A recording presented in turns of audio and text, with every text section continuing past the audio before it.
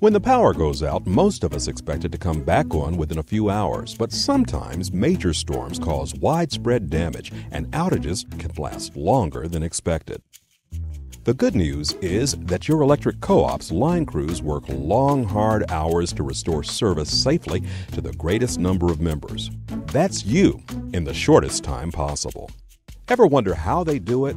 Well, there are 4 steps to restoring power that we should all know about, especially when we find ourselves in the dark. Step 1. Repair high-voltage transmission lines. Transmission towers and lines supply power to thousands of members. They rarely fall, but when they do, they must be repaired first before other parts of the system can operate.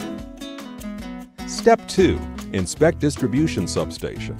Distribution substations receive high-voltage power from transmission lines, then disperse that power at a lower voltage to the co-op's main distribution lines. Depending on your electric co-op's service territory, distribution substations can serve either hundreds or thousands of members. When a major power outage occurs, the co-op's line crews inspect the substation to determine if the problem stems from the transmission lines feeding into the substation itself, or if the problem is further down the line. Step 3. Check main distribution lines.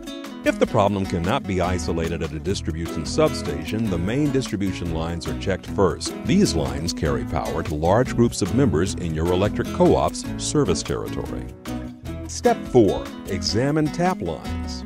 If local outages persist, supply lines called tap lines are examined. These lines deliver power to transformers that are either mounted on poles or placed on pads for underground service and can be found outside of homes, businesses, and schools.